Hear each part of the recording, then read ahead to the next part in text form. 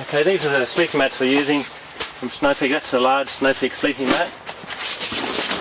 Righto, so these are self-inflated mattress, and roll them out and let them air up.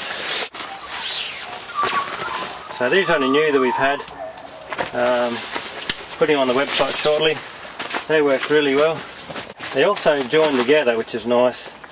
And you can see there's a little bit of Velcro on here, so they can just join together, and so they're not going to move around too much. Now once you've give them a few minutes, they'll sort of air up themselves, and then we just blow in there to finish them off. This is the larger, the sleeping bag, Speedy 104 it's called.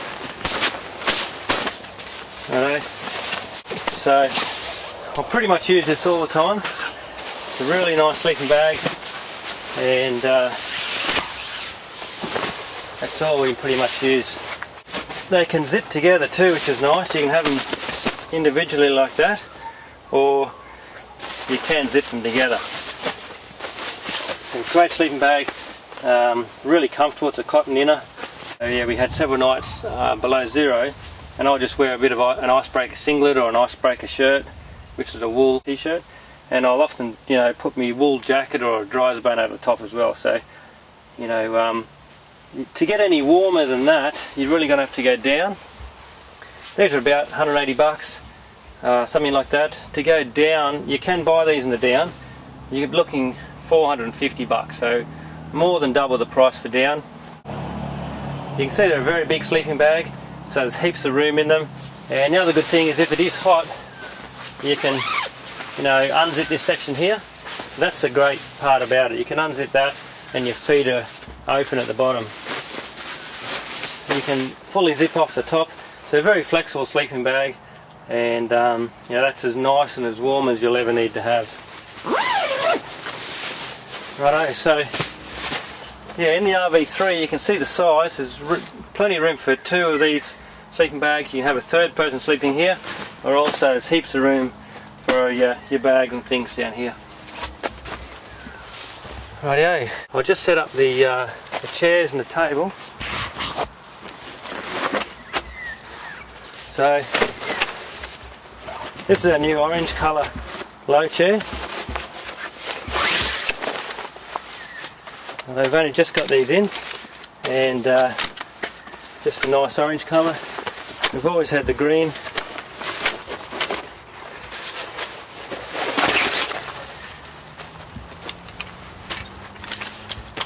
But you can see they set up very quick. A beautiful chair. They're just a good size too, because you can just sit there and relax. They're very comfortable. They're a quality chair, and you can still sort of sit up and eat your food off your knees, and sit back and relax. Just a really nice chair, and you can sort of stretch out in them, and you can see underneath here, you can't do that in most camping chairs. Just comfortably, sit down like that, because the chair is sort of a deep hollow in them, and a bit that cuts you, underneath your legs here. So that's a good thing about these chairs. They're very, very comfortable to sit back in.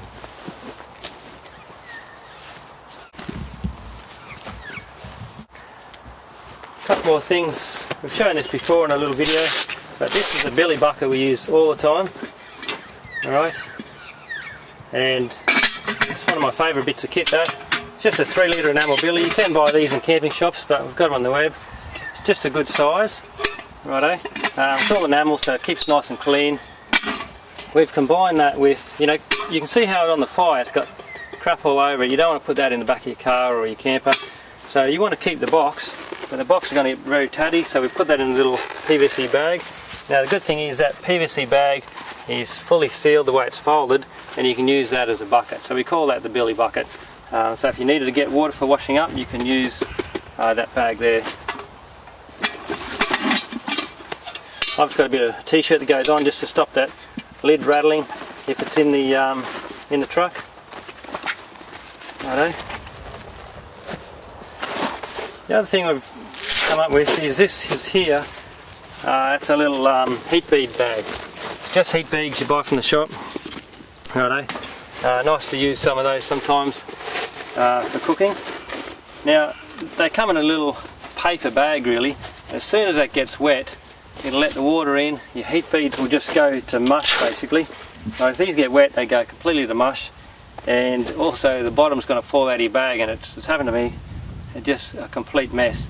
So we've got these nice little canvas bags, you know, again Australian canvas, nice little seam on the side and Velcro. So what you can do is just put your heat, it'll fit a full bag of heat beads in there, and it keeps them nice and protected basically. So yeah, the little paper bags just don't really last very well. So that's something else we've got on the web. A couple of tables here.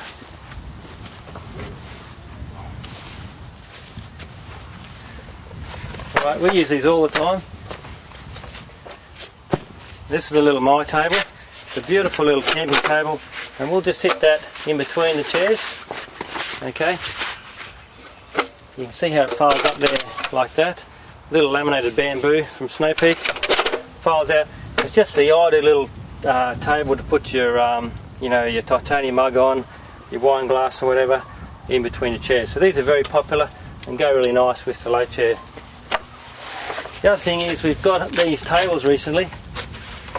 Alright, you can see how well that folds out, and you use that as well a lot. Now, it's just a great table beside your chair, like that. So if I'm sitting there cooking dinner, you know, we can get our food for preparation and bits and pieces on here, and it's just a really nice little table for beside the fire, for camping and for cooking your dinner. You can see how it folds away. Very clever little system. It's a beautiful laminated table, and that works really well. Good height next to the chairs as well. A couple more things we carry is the half and half. Now the fire, I've just put the bridge on like that, and this is a little kit that we sell. We make the bag ourselves, as you can see, and it's called the half and half kit. So in that comprises the half hot plate, and also the half net, like that. It comes in the little Drifta bag, so it just gives you more cooking options. It doesn't come with any of the kits on the website, like the combo or the fire pit kit. You have to buy it separately. But if you really like your fire pit, you really enjoy cooking on it, it just gives you some more options. You know, we can put our billy on there directly on the fire. We can cook bacon, eggs on the half hot plate. Really good for toast, or bacon on the half net. But lets you basically take one of them off if you need to. You can use them together. Take one off. We can stack the fire up here, so build the fire up on this side, or put the billy on. You know, yeah, it just gives you more options, and we use it all the time. Another little thing. This is you can see again the bag we've made.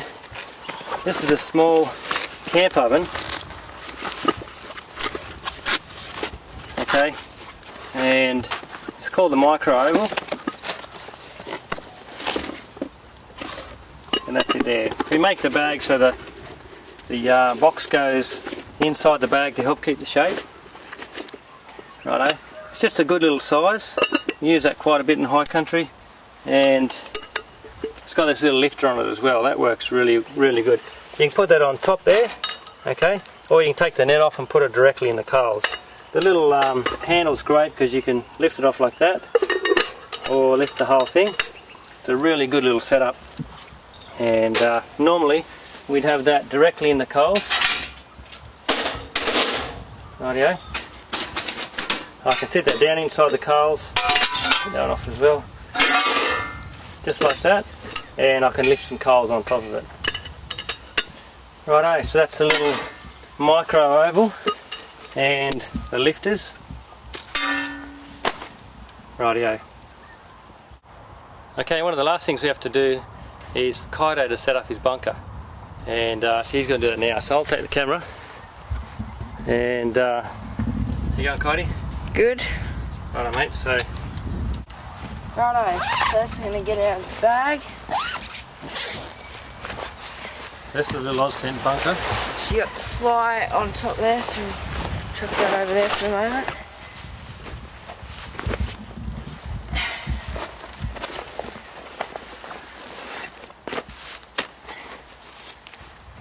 So after you got that out, just throw that over there, and zip your bag up. Put that over here with the fly. Now, so you got one strap here, you got a clip on there, so you undo that clip, put that over with the bag.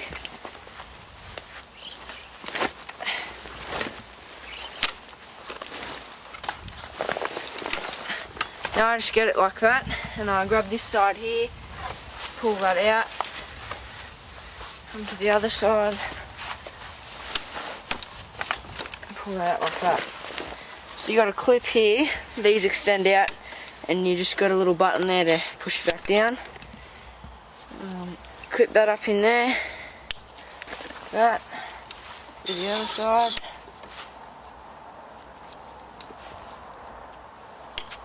And on the back you've got two loops and a little hook. You just hook those in like that.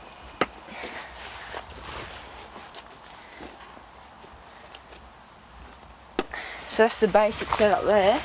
Now if it's raining or you're outside, I'm going to set this up over here, so I'll just drag this around. So it's a bit tricky to get the fly on, but I've got a few tips on how to get it on. First you got to find the front.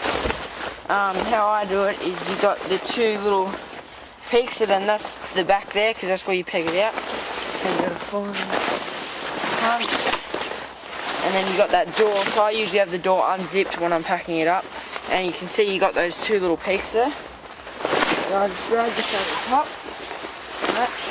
Chuck the front door over the top like that.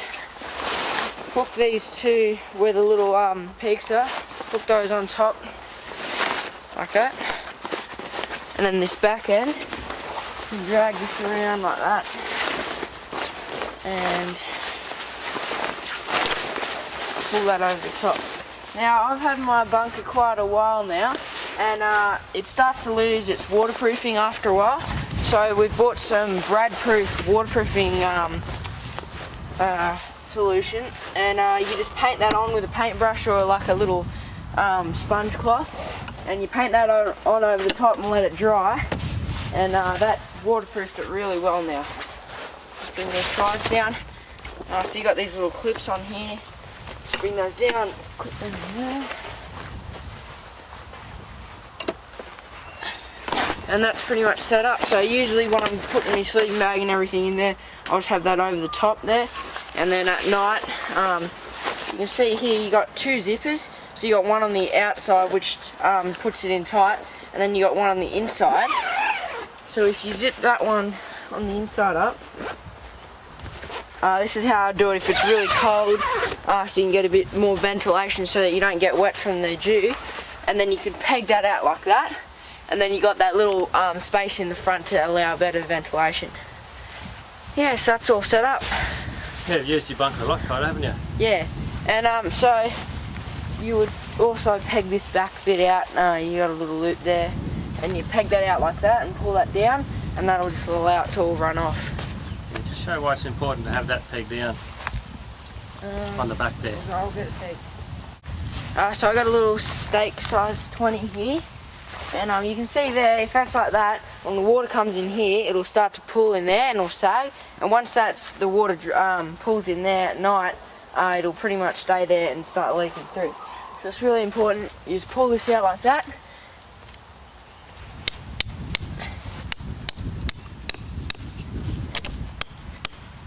Like that, and then now you can see the water will run straight off and you can't pull.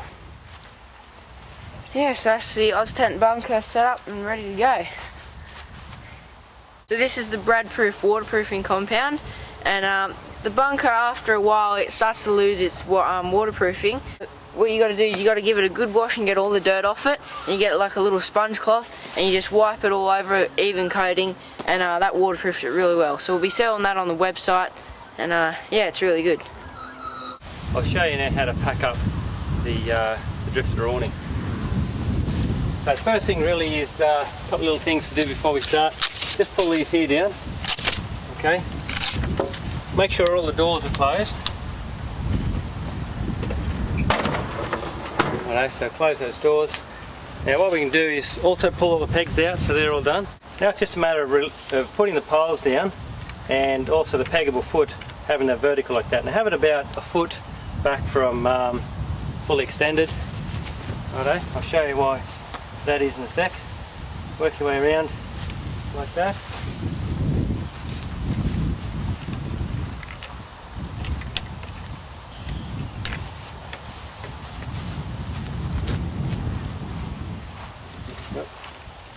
Still got a peg in that one.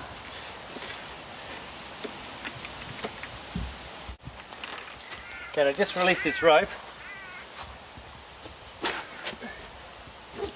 Now we can take that off there. Rightio. Now what we're going to do is just fold these up as we're walking around, and the main thing is just to keep a bit of tension on the awning so it doesn't all collapse on you. Okay, so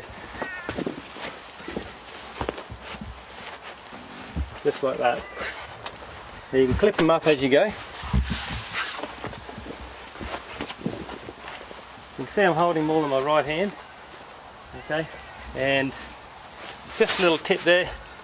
You know, just watch you haven't got your thumb around that, and you lift it up and it'll sort of pinch your thumb. So just hold your thumb out. I've done that a few times. You can see why it's important to drop the legs down. Okay, so that I can reach this orange little clip here. If that leg is extended further out, I won't be able to reach that little clip.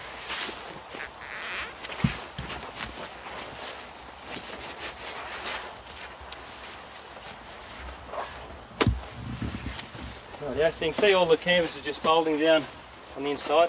Now you just sort of lift that up so it goes over the top, and have a look in here. That's this little steel section. Right, now there's 4 of these. You can see it's not long enough for them all to go on, but that's fine. The rear 2, so the back 2 lift up, these come in and they sit in there like that. They just come around from this side so you can see that a bit better, because that's the important point. It took me a while to figure that out myself. You can see this little section, it's not quite long enough. The rear 2 lift up, that goes in, and that holds them. Now, that's just got to hold them until we've done the Velcro up. Now, if it's been raining, a lot of the water will just run out the bottom here, and that's fine. You can leave it for a few minutes if you like to drain. Normally I'll just fold it like that.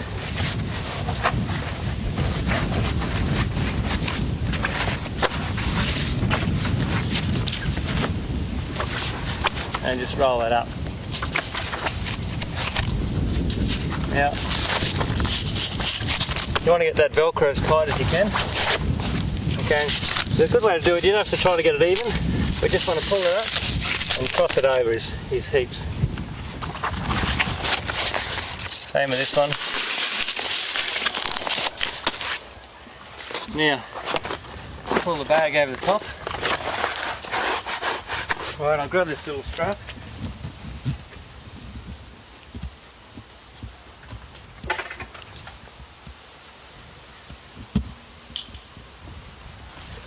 So the strap can just roll up a little bit, and I normally just tuck it in the end of the bag there.